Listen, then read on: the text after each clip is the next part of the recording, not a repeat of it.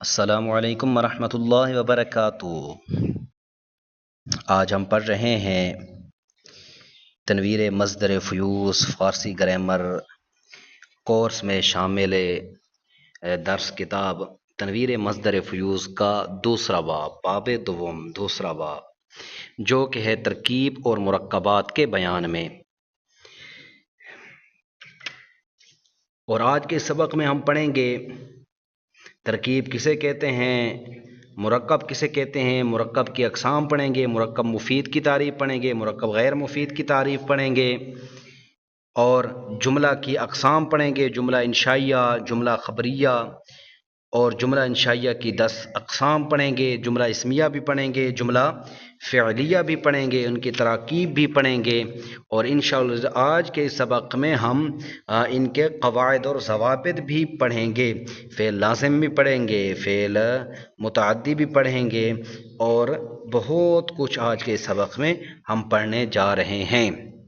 تو چلتے ہیں سبق کی طرف۔ باب دوم دوسرا باب، ترکیب اور مرکبات کے بیان میں۔ ترکیب کلمات کو آپس میں ملانے کو ترکیب کہتے ہیں۔ جب کلمات کو آپس میں ملائیں، جوڑیں تو اسے ترکیب کہتے ہیں۔ مرکب آپس میں ملے ہوئے کلموں کو مرکب کہتے ہیں۔ جو کلمے آپس میں ملتے ہیں اسے مرکب کہتے ہیں۔ مرکب کی پھر 2 قسمیں ہیں، نمبر 1 مرکب مفید، نمبر 2 مرکب غیر مفید۔ مرکب مفید کی تعریف: جب بات کرنے والا بات کرے اور سننے والے کو پورا فائدہ حاصل ہو اس کو مرکب مفید، اس کا اور نام مرکب تام بھی ہے، اسے کلام بھی کہتے ہیں اور جملہ بھی کہتے ہیں۔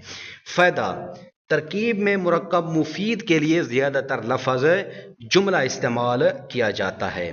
مرکب غیر مفید کی تعریف: جب بات کرنے والا بات کرے اور سننے والے کو پورا فائدہ حاصل نہ ہو اس کو مرکب غیر مفید بھی کہتے ہیں، مرکب ناقص بھی کہتے ہیں، اور ان دونوں کی تعریفیں ان کے نام سے ہی واضح ہیں، اظہر من الشمس ہیں کہ مرکب مفید جو بات کا فائدہ دے، بات کرنے والا خاموش ہے جب سننے والے کو فائدہ تامہ حاصل ہو، اس لیے اس کو مرکب تام بھی کہتے ہیں، جملہ کلام بھی کہتے ہیں۔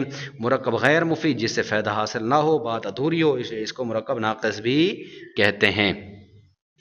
تو آئیے چلتے ہیں پھر جملہ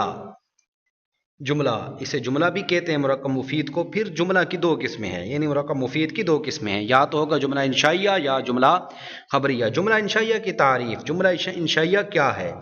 وہ جملہ جس کے کہنے والے کو سچا یا جھوٹا نہ کہا جا سکے، یا وہ جملہ جس میں صدق اور کذب کا احتمال ہی نہ ہو، جیسے بگو تو کہ اس میں صدق و کذب کا احتمال بھی نہیں ہے، بات بالکل سامنے ہو رہی ہے، تو اس لیے اس میں صدق اور کذب کا احتمال نہیں ہوتا، اس لیے اس کو جملہ انشائیہ کہتے ہیں، کیونکہ وہ سامنے اس کا انشاء ہو رہا ہے۔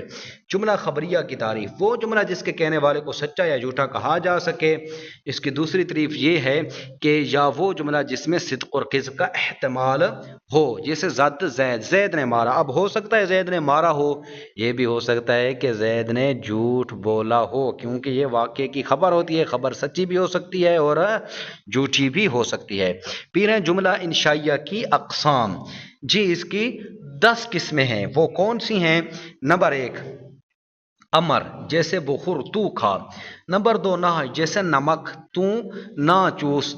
مقیدن مصدر سے مقد مضارع، مقد مک امر، دال کو گھرایا، مک امر نمک، فعل ناش تو نہ چوس۔ نمبر 3 استفہام، جیسے آیا زید در خانہ است، کیا زید گھر میں ہے؟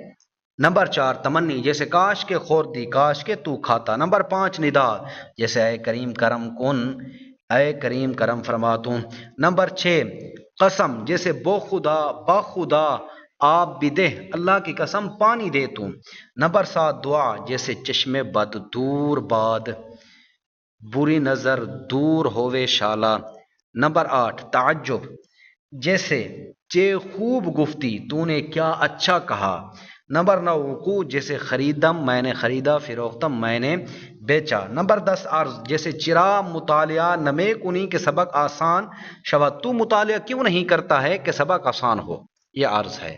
یہ 10 کی 10 اقسام جملہ انشائیہ کی ہیں اور اس میں صدق اور کذب کا احتمال نہیں ہوتا۔ جملہ خبریہ کی پھر جملہ خبریہ کی اقسام ہیں. جملہ خبریہ کتنی قسمیں ہیں؟ جملہ خبریہ کی 2 قسمیں ہیں. فعلیہ، نمبر 2 اسمیہ. جملہ اسمیہ کی تعریف کیا ہے؟ وہ جملہ جو مبتدا اور خبر سے مل کر بنے، جیسے زید غلام اوست. غلام اوست، زید اس کا غلام ہے.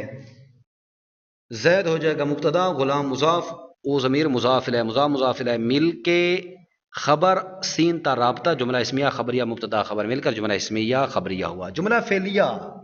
جملہ فعلیہ کی تعریف کیا ہے؟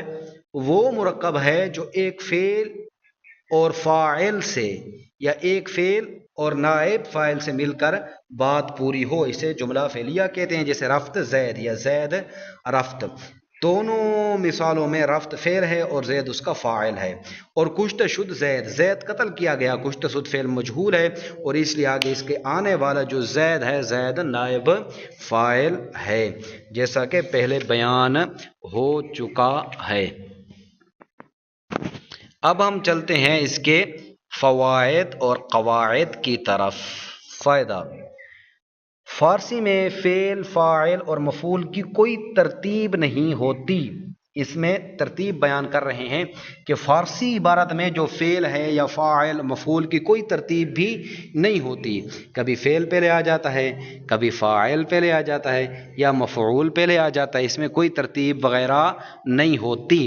لیکن ایک بات یاد رکھیں کہ جب آپ ترکیب کریں گے تو ترکیب کرتے وقت پہلے فعل، پھر فاعل، پھر مفعول اور پھر ان کے جو متعلق ہوں گے انہیں ذکر کیا جائے گا. یعنی ترکیب کرتے وقت ترتیب کا خیال رکھا جاوے گا. فائدہ: اور فائدہ ہے کہ اس میں جملہ فعلیہ اور جملہ اسمیہ کے نام بھی بتا رہے ہیں کہ جملہ فعلیہ میں الفاظ کے نام فعل، فاعل، اور جملہ اسمیہ میں الفاظ کے نام مبتدا خبر خاص ہیں. یعنی جملہ فعلیہ کے لیے فعل اور فاعل خاص ہیں ترکیب کرتے وقت، اور جملہ اسمیہ کے لیے مبتدا اور خبر ترکیب کرتے وقت خاص ہیں. اور مسند الیہ، مسند اور محکوم علیہ، محکوم بھی، یہ جملہ اسمیہ اور فعلیہ دونوں کے لیے مشترک ہیں، دونوں کے لیے استعمال کیے جاتے ہیں. یعنی جملہ فعلیہ میں مسند الیہ اور محکوم علیہ فاعل ہوتا ہے. یعنی جملہ فعلیہ میں فاعل کو مسند الیہ بھی کہتے ہیں، محکوم علیہ بھی کہتے ہیں، اور فعل کو مسند اور محکوم بھی کہتے ہیں. اور جملہ اسمیہ میں جو مبتدا ہوتا ہے، مبتدا کو مسند الیہ اور محکوم علیہ بھی کہتے ہیں اور خبر کو مسند اور محکوم بھی کہتے ہیں. فائدہ: پھر آگے فائدہ بیان کر رہے ہیں مصدر لازم کا اور متعدی کا. مصدر اگر لازم ہو تو جملہ فعلیہ فعل اور فاعل سے پورا ہو جاتا ہے. جیسے رفت زید، زید گئے، اس میں رفت فعل ہے، زید اس کا فاعل، فعل مل کے جملہ فعلیہ خبریہ. اگر ہو فعل لازم تو صرف فاعل کے ساتھ پورا ہو جاتا ہے.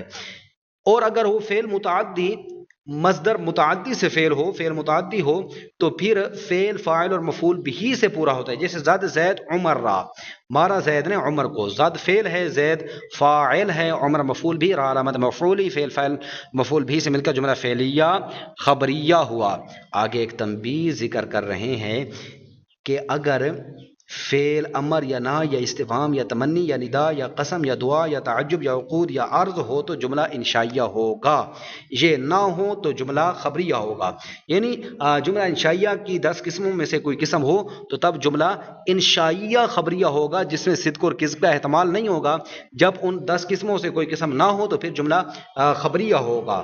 جیسے بیا، میا، زید کجاست، یہ جملہ انشائیہ کی قسمیں ہیں. بیا تو آ، بیا فعل امر ہے، اس میں تو ضمیر پوشیدہ فاعل ہے، فعل فاعل مل کے جملہ فعلیہ انشائیہ ہوا. اس طرح میا تو نا، اس میں بھی تو ضمیر پوشیدہ فاعل ہے تو فعل فاعل مل کے جملہ فعلیہ انشائیہ ہوا. اسی طرح زید کجاست، یہ زید کہاں ہے، یہ استفہام کی مثال ہے تو یہ بھی مل کر جملہ فعلیہ انشائیہ بنے گا. آگے بیان کر رہے ہیں کہ جملہ فعلیہ کون سے ہوتے ہیں. افعال ناقصہ جو ہیں یہ پہلے بھی بیان ہو چکا. افعال ناقصہ جو ہیں یہ اپنے اسم اور خبر سے مل کر جملہ فعلیہ ہوتے ہیں، اور گفتن کے افعال اپنے فاعل مفعول بھی اور مقولہ سے مل کر جملہ فعلیہ ہوتے ہیں، یعنی گفتن کے افعال جو ہیں وہ قول ہو جائے گا، پھر مقولہ ہو جائے گا، اور قول مقولہ مل کر جملہ فعلیہ ہوگا۔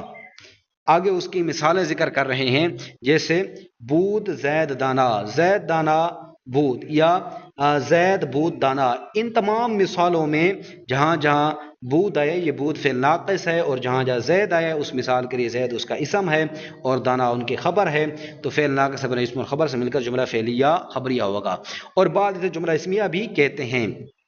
اور آگے مثال بیان کر رہے ہیں قول مقولہ کی، جیسے گفتمش در چشم بنشیں، اس کی ترکیب گزر چکی ہے، گفتمش پھر بھی کر دیتے ہیں کہ گفتمش جو ہے اس میں گفتمش گفت فعل ہے، میم ضمیر فاعل ہے، شین ضمیر منصوب متصل مفعول بھی ہے، فعل اپنے فاعل مفعول بھی سے مل کر یہ ہو جائے گا قول۔ بنشیں بیٹھ تو، بنشیں فعل ہے، تو ضمیر اس میں فاعل ہے، در حرف جار چشم مجرور، جار مجرور مل کر فعل کے متعلق، فعل اپنے فاعل متعلق سے مل کر جملہ فعلیہ انشائیہ ہو کر مقولہ، قول مقولہ مل کر جملہ فعلیہ ہوا۔